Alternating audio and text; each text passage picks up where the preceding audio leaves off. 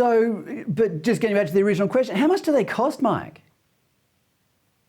Well, it's interesting because how do you define value for money? And so what they try to do is compare the levelized cost of energy against renewable energy or fossil fuel. The cheapest energy on the planet, the most reliable energy on the planet, is fossil fuel. We've known this for a century. But nuclear power, because of its what we call capacity factor. So if you want to compare a gigawatt of nuclear power that runs 95% of the time versus a gigawatt of renewable energy that runs 35% of the time, that's the real comparativeness and cost that you need to make. So to answer your question very simply, we believe with the advent of small modular reactors, we'll be able to drive down the price to $50 to $60 a megawatt hour produced, which is very comparable to fossil fuel and even some of the renewable energy production. But again, renewable energy operates at a very low capacity factor. It's intermittent, it's weather dependent, and it's just not reliable compared to nuclear power. Well, in Europe at the moment, correct me if I'm wrong, fossil fuels are up in the hundreds of dollars per gigawatt hour. Is that correct? That's correct. You accurately captured at the beginning. Their energy prices have tripled in the last year. And this was not caused by Putin's invasion of Ukraine. It was not caused by the pandemic.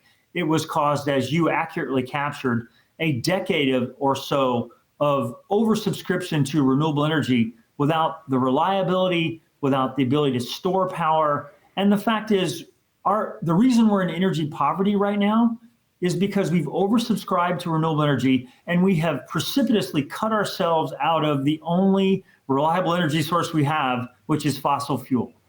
I'm intrigued by these things though, Mike. I mean, how big is an SMR and how quickly can you produce them? I mean, if we had a change of heart in our federal government and they said, okay, let's go SMRs, how soon could we see one delivered? Well, I think to be accurate, I would say you wouldn't see one in Australia until 2030, because a lot of the work that needs to be done to site, to license, to prepare the locations, to match up the power with the need takes a considerable amount of time. Now, you will see small modular reactors operating in the UK, in the United States, and in other European nations before the end of this decade. So I think for Australia, accurately spoken, it would be about 2030 to 2032. Well, there's a lot of debate here, a lot of people from the centre-right side of politics saying that if we are going to commit to net zero or reduced emissions, then we really need to develop a nuclear strategy. What you're saying is that the urgency is greater than ever, because if it takes 7 years to get one installed, then we'd better get cracking.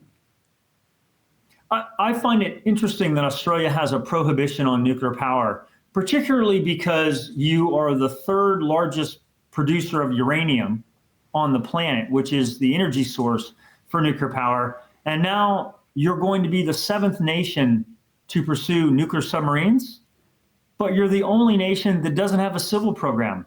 It makes no sense to me that a country that's pursuing nuclear submarines would not have a civil program to support it.